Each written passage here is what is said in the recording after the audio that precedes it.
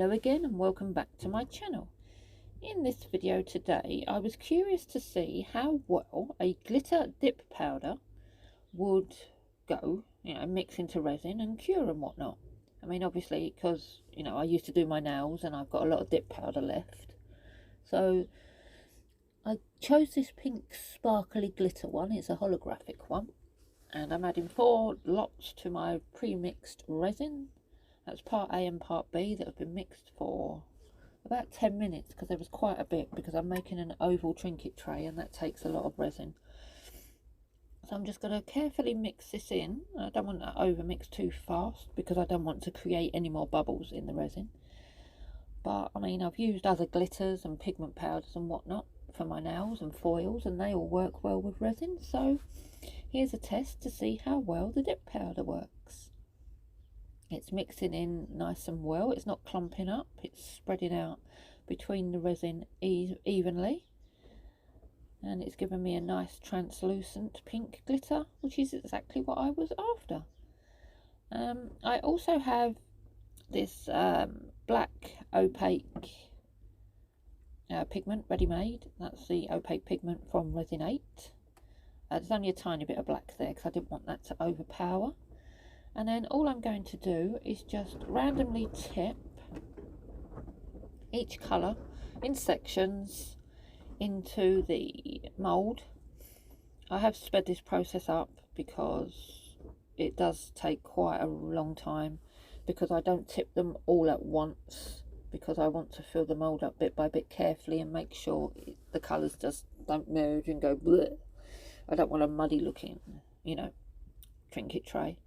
So that's why I'm doing them bit by bit. So you'll see me go back with each colour and keep going over each line with the pink glitter and then the black until the mould is filled to the top.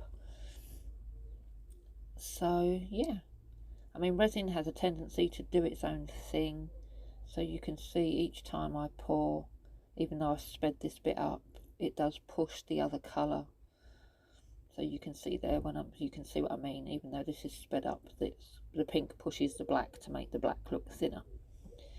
And I'm getting every last dribbing out of these cups because I waste nothing.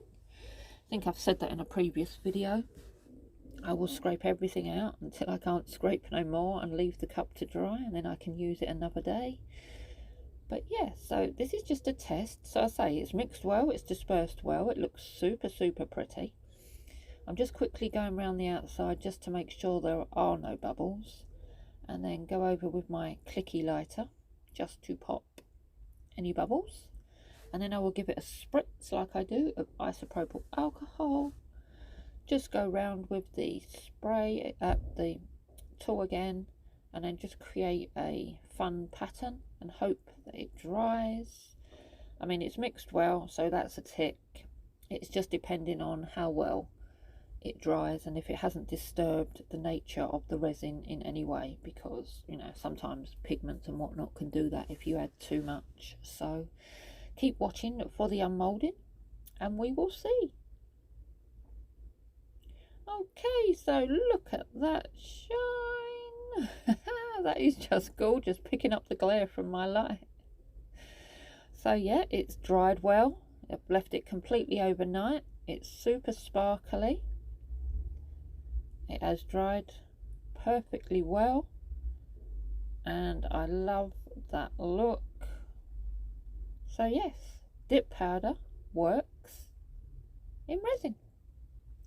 Thank you so much for watching, and until next time, bye.